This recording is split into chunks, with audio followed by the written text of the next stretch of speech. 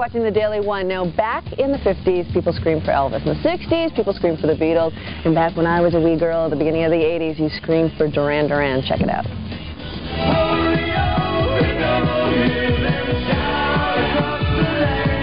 In the 80s, British band Duran Duran was considered one of the most successful pop groups of the decade. The band's new wave disco sound was catching on fast with teens worldwide. Duran Duran became a household name and secured their place in pop history with a succession of hit singles like Hungry Like the Wolf, which rose to number 3 on the American Top 40 chart. And the #1 smash song, The Reflex. The original band had 5 members, but over the years the group has scaled down to a trio with vocalist Simon Le Bon and keyboardist Nick Rhodes from the original lineup, and longtime member guitarist WARREN-CUCCURULLO. Now Duran Duran has a new album, Pop Trash. It's their first album in 3 years. All right, so I don't know if I should practice my high-pitched scream right now. I've heard people doing it for NSYNC, but I used to scream for you guys. Simon Le Bon, Nick Rhodes, WARREN-CUCCURULLO. Thank you for coming. We heard that people were screaming for you. No, my dear. We used to scream for you. Yeah, definitely. Okay, you got a new album coming out beginning of June, Pop Trash. Yeah. Right off the bat, I don't usually ask about titles of albums, but what is Pop Trash? Well, we sort of became aware of this mingling of art and commercialism, and it's sort of, I guess Nick really coined the phrase for it, Pop Trash. And there's a song on the album which is called Pop Trash Movie, and it just seemed like a nice little neat title that looks good on the album cover, looked great on a t-shirt, and it's very easy to remember when you walk in the record shop. Very nice. It's true. Yeah, Pop. I was thinking about you too a couple of years ago with their Pop Mart tour. I think we've got a better claim to pop.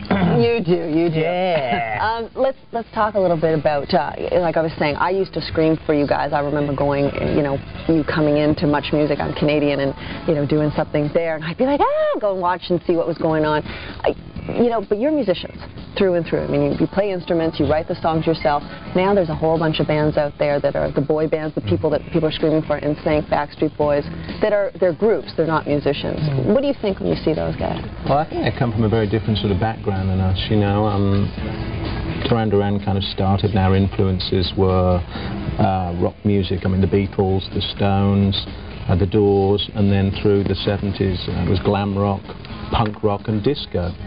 And, we always wanted to write songs, and I think a lot of that influence rubbed off on us. I think a lot of the young bands that are around now,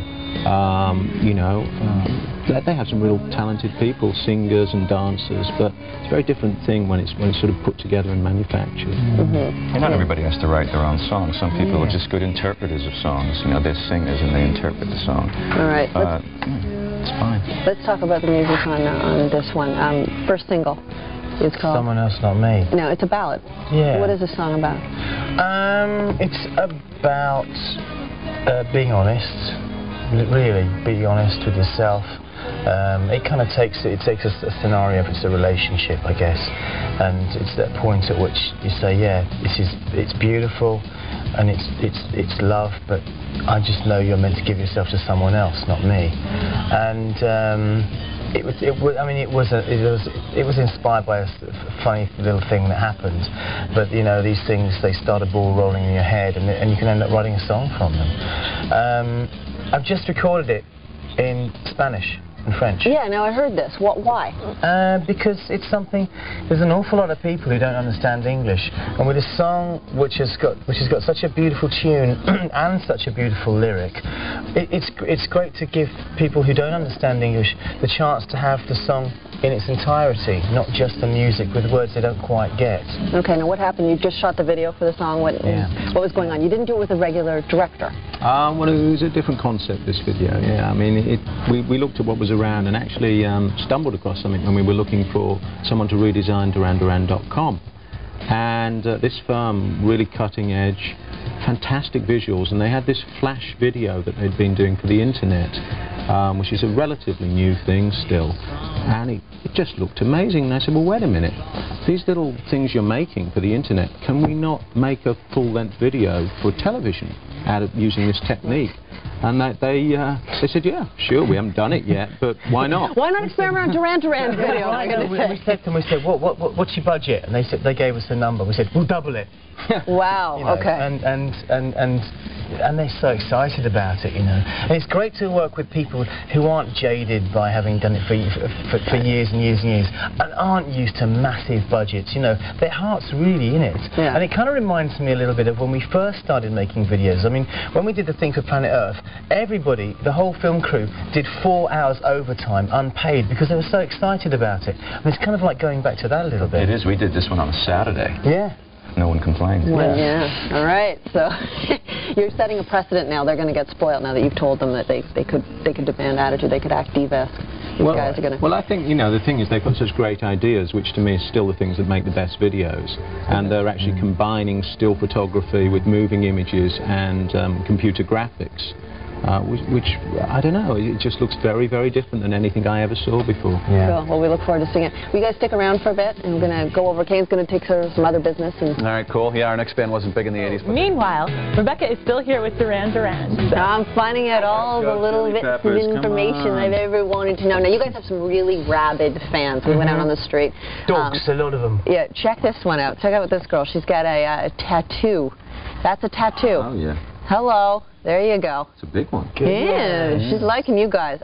So we went out on the street. We got a chance to ask some people. They have questions for you. We're very interactive here, so we wanted to think. So take a look. Here are the questions for Duran Duran. You guys can answer.